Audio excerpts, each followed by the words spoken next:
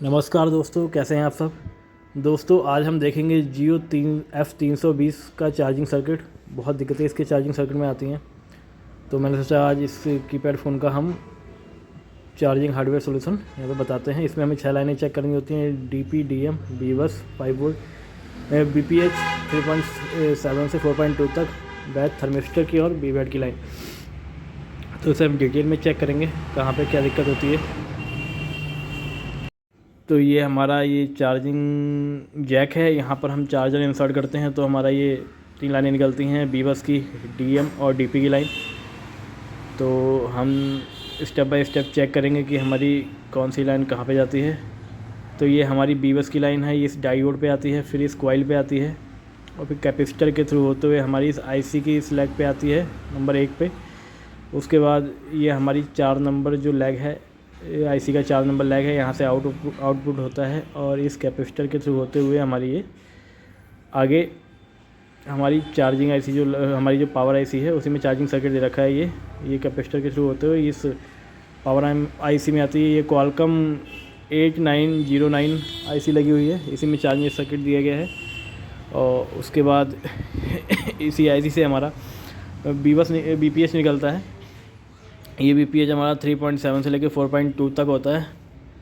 और ये बाकी आगे जितने भी सेक्शन है, राइट सेक्शन और PA, इन सब में डिस्ट्रीब्यूट होता है। जैसे कि हर 4G फ़ोन में वर्क करता है BPH, वैसे इसमें भी करता है। और इसी से हमारा BVAT निकलता है, ये इस कैपेसिटर के थ्रू होते हुए हमारा आगे हमारा चार्जिंग जो बैटरी कनेक्टर है उस पर जाता है। ये हमारा एक 0 ओम का रजिस्टर है और ये एक कैपेसिटर लगा हुआ है। फिर ये डायोड लगे हुए हैं, कुछ कंपोनेंट दिए गए हैं। ये एक डायोड है, कैपेसिटर है, आगे भी हमारा 2 डायोड दिए गए हैं। इन डायोड से होते हुए हमारा बैटरी कनेक्टर के पॉजिटिव सिरे पे जाता है और यहाँ से हमारी बैटरी चार्ज होती है। और इसका जो ये बीच वाला पॉइंट है, यहाँ से हमारा थर्मिस्टर निकलता है। सबसे ज़्यादा एरर जो आता है इस फ़ोन में, इस थर्मिस्टर की लाइन से ही आता है। ये इसका टेस्ट पॉइंट दिया गया है और यहाँ पे एक डायोड के बाद ये एक डिवाइडर सर्किट बनाया गया है। ये 100 किलो ओम का रजिस्टर हमारा सीरीज में है और एक 100 किलो ओम का रजिस्टर हमारा ग्राउंड किया गया है।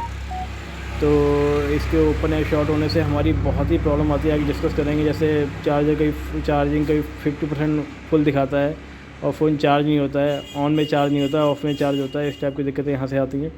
और ये थर्मिस्टर की लाइन हमारी सीधे पावर IC में जाती है। तो ये थर्मिस्टर की लाइन हमें बहुत ध्यान से चेक करनी होती है। उसके बाद ये हमारा DM और DP की लाइन है, ये इसके टेस्ट पॉइंट दिए गए हैं और ये 2 डायोड के थ्रू होते हुए ये कपलर पे जाती है और उसके बाद सीधे हमारे CPU से निकलती है, क्योंकि जो DM और DP की लाइन होती है वो हमारे डायरेक्ट CPU से ही निकलती हैं। कई बार DM और DP की लाइन ओपन हो जाती है तो हमारा जो चार्जिंग शो तो करता है बस स्टोर नहीं करता है। बहुत सी ऐसी दिक्कतें आती हैं, तो कई लोगों को पता नहीं होता कि कौन सी लाइन कहाँ पे जाती है। तो उसके लिए ये वीडियो मैंने बनाया है ताकि आप लोगों को पता लग सके कि लाइन कहाँ से और किन कंपोनेंट से होकर निकलती हैं। तो सबसे ज़्यादा दिक्कत जो इस फ़ोन में आती है, जो लोगों से सही नहीं होती, वही होती है कि 50% चार्जिंग दिखाता है चार्जिंग के टाइम, और उसके बाद जो हमारा फ़ोन है वो चार्ज नहीं होता है, ऑन में चार्ज नहीं होता है और ऑफ में चार्जिंग शो करता है। तो उसके लिए हमें ये जो हमारे जो कैपेसिटर, ये रेसिस्टर लगे हुए हैं इसमें 100 किलो ओम्स के, कई बार लोग इसे हटा के और इस पर जंपर कर देते हैं। तो ये जंपर से काम नहीं चलेगा, क्योंकि 100 किलो ओम्स के रजिस्टर होते हैं, तो इनको निकाल के सेम वैल्यू के रजिस्टर इसमें लगाने होते हैं। तो आई होप दोस्तों आपको ये वीडियो समझ में आया होगा, सारी लाइनें समझ में आई होंगी। अगर समझ में आई तो लाइक करें, सब्सक्राइब करें और कोई भी बिटमैप चाहिए तो हमें कमेंट करें। Thank you.